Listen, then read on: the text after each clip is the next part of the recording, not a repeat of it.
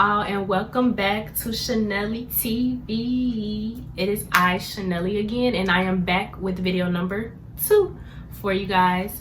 Thank you for everyone that followed me here, because I told y'all that I was coming back with another video, okay? Anyways, this video will just be about me taking you all along the journey of me testing the hair from my vendor.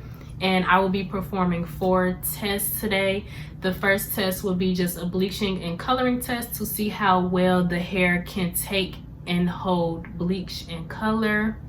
I will also be bleaching the knots on my lace closure, because I'm going to end up turning the hair into a wig, and you know you need them knots bleached so that it can give you the illusion of the perfect real part.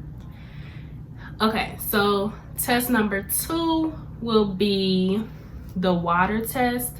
So I call it the water test or the wash test, and I will just be washing the hair to see if the curl pattern remains the same throughout the wash, especially after bleaching, and then also seeing if any color comes out of the original bundle.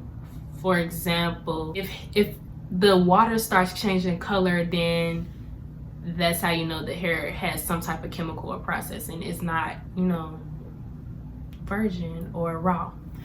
Okay, so the third test I will be doing is the burn test.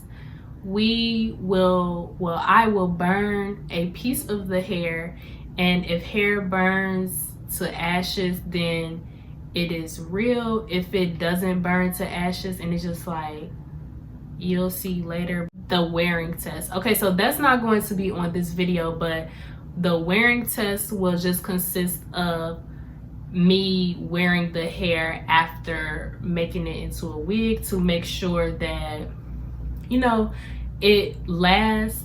Because when we get hair the first time, of course it's going to look good, but you know, you got to make sure it's looking good after you wear it a couple of times. So that will not be on this video. I will make another video for that, but after I make the wig, I will come back with updates.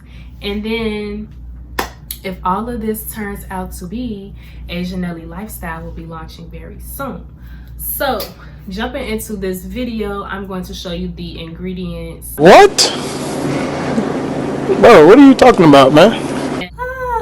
Materials that I will be using for the bleaching and coloring test. So I will be using BW2 by Clairol. I will also be using 30 volume developer by Clairol. They also have 40 volume developer, and there's also other brands of bleaching powder and the developer, but this is just what I use. Ooh, I just hurt my ankle. I will be using Shimmer Lights shampoo, which is just color toning shampoo. This is for after bleaching. I will be using an applicator, of course, and then I have 2 because I use one for bleach and one for coloring. A rat tail comb for detangling, a mixing bowl,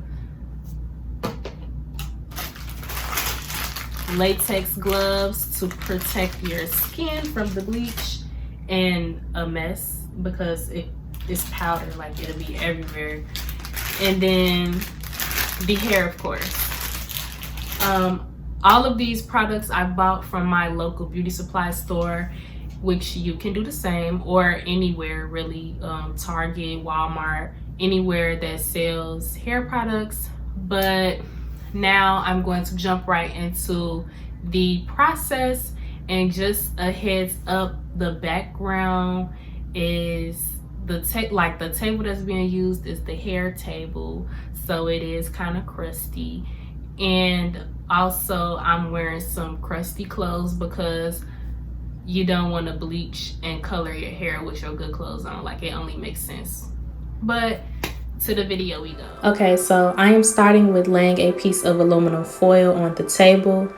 Then I am grabbing my bleaching powder, and the kind that I am using is BW2 by Clearasil. However, you can use whichever bleaching powder of your preference. But I am just putting 2 scoops of the bleaching powder into the mixing bowl. And I am using 2 scoops because I am only trying to bleach the lace of this closure and a small piece of the track. But it all depends on how much of the hair you are trying to bleach, so 2 might or might not be enough for you. Next, I am grabbing the Clearasil's 30 volume developer, and I am just putting however much I need to satisfy the mixture that I would like to have. The consistency that I am going for is on the verge of pancake batter. So you will just keep adding the liquid until it is the thickness, if you get what I'm saying. So if it's too much powder, add a little more liquid. If it's too much liquid, add a little more powder, and you just mix until you get that specific consistency.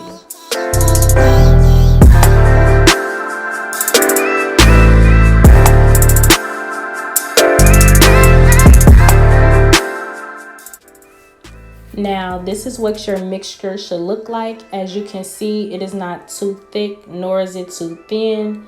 But a quick tip when making this mixture is if you are only trying to bleach the lace of the closure or a frontal, you should make the consistency a little more thicker, because the thinner the consistency, it can actually start to seep through the lace and bleach the hair, and you don't want that.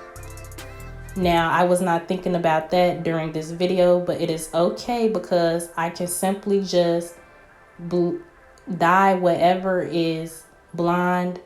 And yeah, so as you can see, I am just applying the mixture onto the back of the lace, and you don't want to do this too hard because just as the mixture being too thin, it can start seeping through the lace if you press too hard. So I respected saying, you know, I like your work or whatever that is, and I would visualize things coming to me that I wanted or whatever. Drive home and think, well, I do have these things, and they're out there. I just don't have a hold of them yet, but they're out there. I wrote myself a check for $10 million for acting services rendered, and I gave myself 5 years, or 3 years maybe, and I dated it Thanksgiving. Now that the lace is all covered with the bleaching mix, you just lay it flat down on the aluminum foil and you cover it up, trying to enclose it into the aluminum foil, but you want to leave an air passageway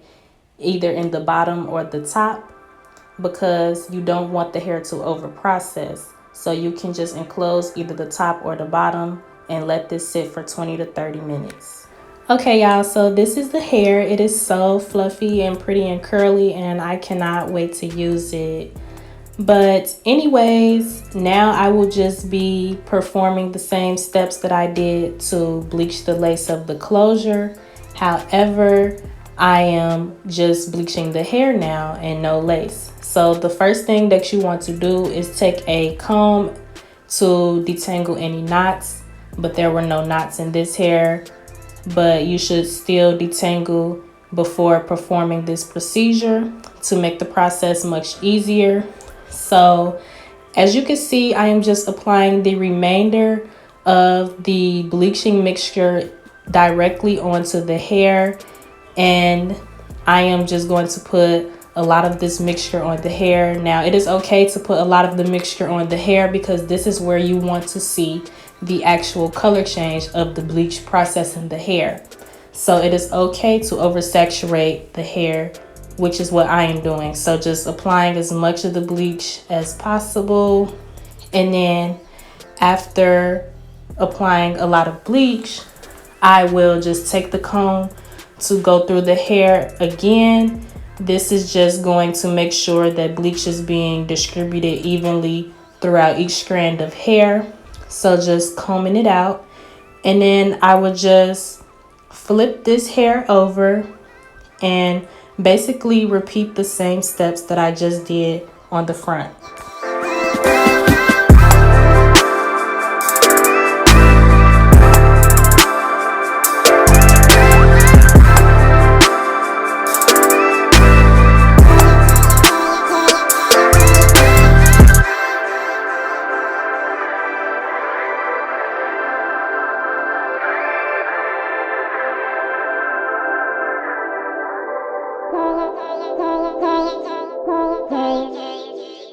Do you all read about this or hear this? That you used to go up on Mulholland Drive and park every night and visualize seeing yourself as... Now I am just enclosing the hair into the aluminum foil once again and leaving an air passageway through the top or the bottom. Now you just let this sit for 20 to 30 minutes as well and rinse. After washing and conditioning the hair, both the lace and the piece of hair that I bleached, this is how it turned out. So remember when I said not to press too hardly on the lace if the bleach was thin, because it would color the hair. And as you can see that the hair is a little blonde here, but it is okay because I kind of like that. But if I don't like how it looks all in all, I'll just end up dyeing it back to the brown or a black color. And then this is the piece of hair that I bleached. Now with this, I did not wash it with regular shampoo first. I washed it with one second. I washed it with this, and oh right, I don't know how I just forgot the name that fast, but this is just Shimmer Lights purple shampoo, and it's like a color toning shampoo, so it can keep the color and make the color last longer. So that is what I washed this with before washing it and conditioning it with its regular shampoo. After washing it, the hair remained curly and soft, but I've had this hair just sitting around because I actually washed this last week. So it's kind of fuzzy now, but I can show you all what it looks like wet. After bleaching the hair, I decided to use some of the leftover Purple Rage 116 by Adore dye that I had left over to dye the hair purple. And as you can see in the top left, that turned out pretty well. And some people use watercolor, but I didn't feel like doing no watercolor. So next, for the wash or the water test, I am just rinsing the hair to get it wet first to see if any color come off, and it did not. And the curl pattern is still cute. So after shampooing, applying some shampoo on the hair, I just massage it in really well, and then I rub my fingers through it to detangle, and no color came off. And then rinsing it one last time, and still no color came off.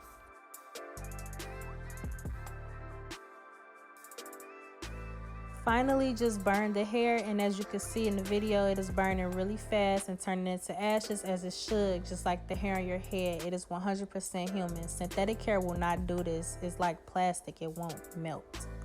Thank you all for watching this video. If you liked it, give it a thumbs up. Make sure you comment down below if you have any questions, comments, or concerns. And finally, make sure you share so that everyone else can see the video as well. And make sure you hit that notification bell so that you can see when I post another video. And I'm out.